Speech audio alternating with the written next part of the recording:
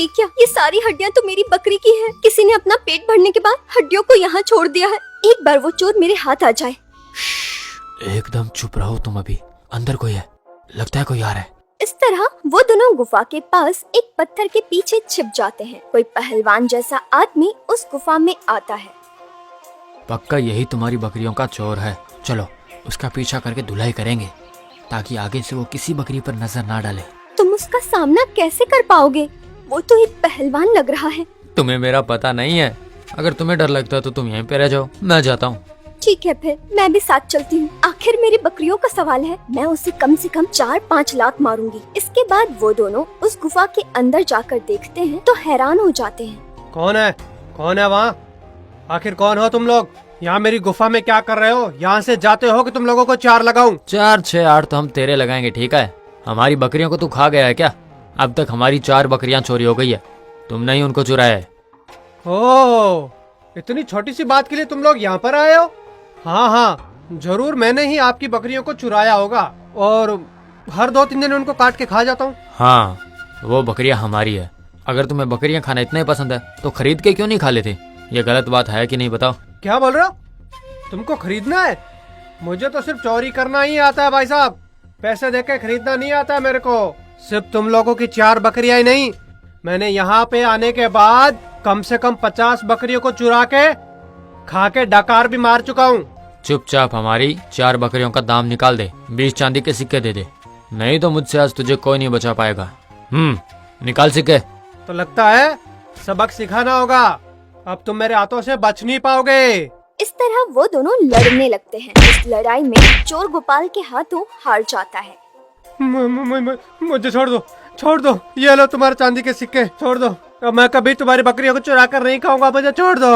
देखो, 20 चांदी के सिक्के लड़ाई से पहले की बात है, अभी दाम बढ़ गए हैं, अब तुम्हें 50 सिक्के देने पड़ेंगे, नहीं तो फिर से धुलाई शुरू कर दूंगा मैं। अब चुपचाप चांदी के सिक्के निकालता है या फिर नहीं? इसके बाद वो चोर बकरियों के बदले 50 चांदी के सिक्के देता है। उन पैसों को लेकर गोपाल बाहर आता है। मैं तुम्हें समझ नहीं पाई, तुमने तो उस चोर की धज्जियां ही उड़ा कर रख दी। ठीक है, मुझे वो पैसे दे दो। तुम्हारी बकरियों का दाम 20 चांदी के सिक्के हैं, लेकिन देखो मैं तुम्हें 30 सिक्के दे रहा हूँ। तुम्हें तो उसने 50 सिक्के दिए, तो तुम मुझे 30 सिक्के क्यों दे रहे हो? 20 सिक्के तुम खुद रखना चाहते हो, लेकिन तुम ऐसा क्यों कर रहे हो, मुझे बता सकते हो? और नहीं तो क्या, फिजूल में इतनी दूर आके उस चोर से झगड़ा करके तुम्हें सिक्के दिलवाए हैं मैंने। तुम मेरी कोई रिश्तेदार तो हो नहीं जो मैं तुम्हारी सहायता करूं, उसके बदले पैसे ले रहा हूं। देखो बराबर हुआ ना। इसके बाद वो दोनों जंगल से बाहर निकलकर अपने गांव में आ जाते हैं। घर पहुंचने के बाद गोपाल, ये लो माँ, आज मैंने पूरे 20 चांदी के सिक्के कमाए थे, लो। ये बता, कहाँ से आए इतने पैसे? कुछ काम वाम तो करता नहीं है, कहाँ से आए? कहीं तूने चोरी वोरी तो नहीं की है? मैं क्यों चोरी करूंगा भला माँ, ऐसा क्यों सोचती हो?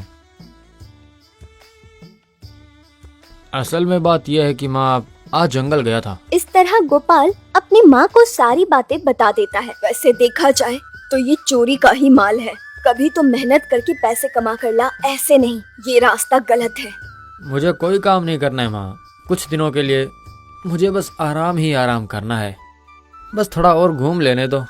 इस तरह गोपाल अपनी माँ की बात कभी नहीं सुनता था। इस तरह कुछ और दिन बीत जाने के बाद एक दिन की बात है, वैशाली के पास पड़ोसन सीता आती है। अरे क्या हुआ वैशाली दीदी, इस उम्र में भी इतनी मेहनत कर रहे हो? आपका तो बेटा भी जवान हो गया है, उसे काम पर क्यों नहीं भेजते हो आप? उसे भी तो अपनी जिम्मेदारी समझनी चाहिए ना। सही कहा ना? अरे क्या करूँ सीता, कितनी बार कह चुकी हूँ, वो मेरी बात समझे तभी ना, और मैं करूँ भी क्या, है तो मेरा ही बेटा, घर से निकाल तो नहीं सकती हूँ।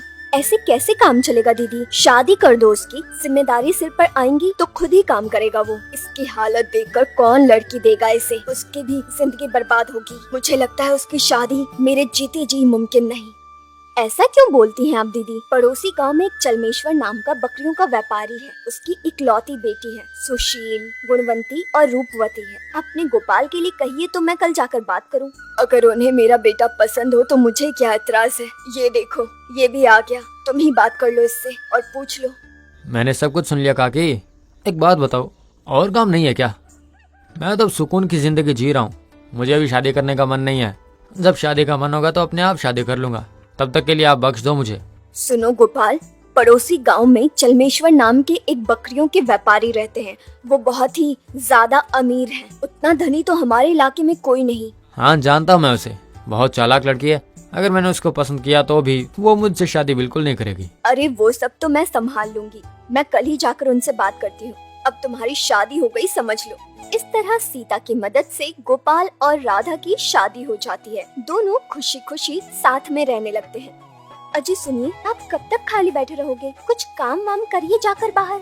समझे आप, सासू माँ की तबीयत भी खराब है, वो कब तक काम करेंगी? अब तो आपको ही काम करना चाहिए। जाइए बाहर और कोई काम देखिए आप अपने लिए। आपकी माँ इतनी बूढ़ी हो गई है, अब तो उन्हें आराम करने दीजिए। उन्होंने इतने सालों तक काम किया, अब उनसे काम नहीं होता है। आप कुछ तो सोचो उनके बारे में। बस इसी वजह से मुझे शादी नहीं करनी थी।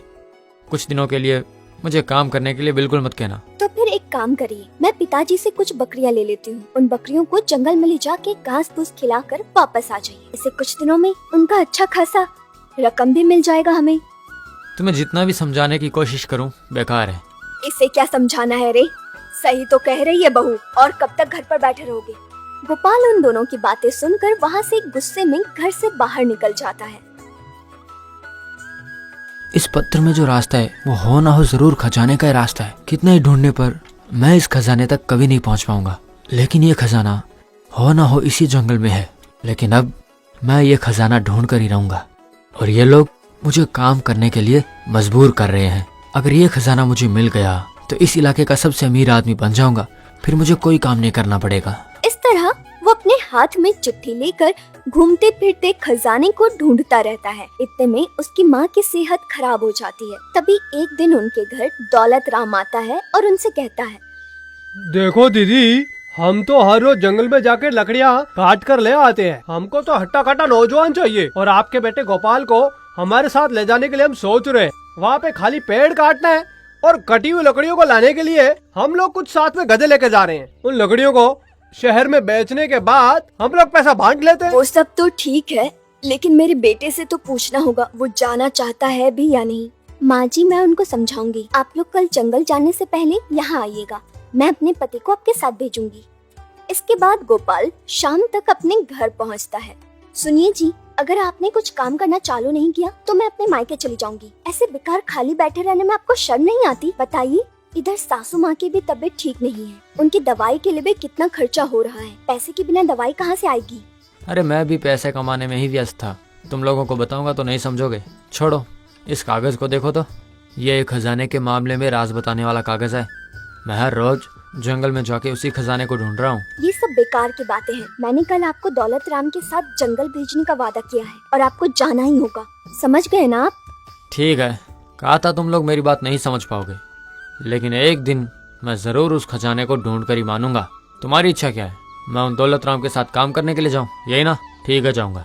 अगले दिन सुबह होते ही, क्या रे गोपाल, हमारे साथ आ रहा है कि नहीं? हाँ हाँ, आ रहा हूँ। राधा खाने का डब्बा दे रही है, फिर चलते हैं। हमें तो वहाँ जाकर बहुत सारे पेड़ काटने हैं और हमारी बची हुई लकड़ियों को खरीदने वाले शहर में बहुत लोग हैं। और हाँ सुनो, जिस लकड़ी को हम काटेंगे वो बहुत महंगी है और जितनी लकड़ी हम काटेंगे, मतलब कि शाम तक हम जितनी लकड़ी काटेंगे उतने पैसे बनेंगे। मैं भी देखता हूँ कि आप शाम तक मुझे कितने पैसे दोगे। अगर ज्यादा पैसे मिले तो ही कल तुम्हारे साथ चलूंगा, नहीं तो नहीं चलूंगा। इस तरह वो लोग पेड़ काटने के लिए जंगल में जाते हैं। वो पेड़ काटने को तैयार होते हैं। गोपाल सुनो ना, तुमको वो वाला पेड़ काटना है, हम लोग उस तरफ जाएंगे। बाप रे, बहुत मुश्किल हो रही है। इतने बड़े बड़े पेड़ों को काटना, ये लोग कितनी मेहनत करते हैं। मेरे तो छक्के छूट जाएंगे, मुझसे तो ये नहीं होगा। क्या हुआ गोपाल, कैसा है काम? मेहनत करोगे तो फल मिलेगा, कुछ दिन करते रहोगे तो तुम्हें आदत पड़ जाएगी इसकी। वही करत करत कर्म वाली बात, धीरे धीरे हो जाएगा। ठीक है, चलो लगो अभी काम पे। शाम तक बहुत सारी लकड़ी इकट्ठी करनी है हम लोगों को। शाम तक तो मैं आप लोगों से ज्यादा पेड़ काट लूंगा, ठीक है? जाकर अपना काम करो। शाम तक कटी हुई सारी लकड़ियों को गधे पर बांधते हैं और तभी, ये लो गोपाल, तुम्हारे हिस्से की मजदूरी लो।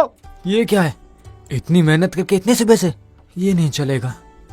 ठीक है, जो ले लेता हूँ, दे दो। इस तरह वो लोग हर रोज पेड़ काटने के लिए जंगल में जाने लगते हैं। एक दिन पेड़ों को काटते समय, ये क्या?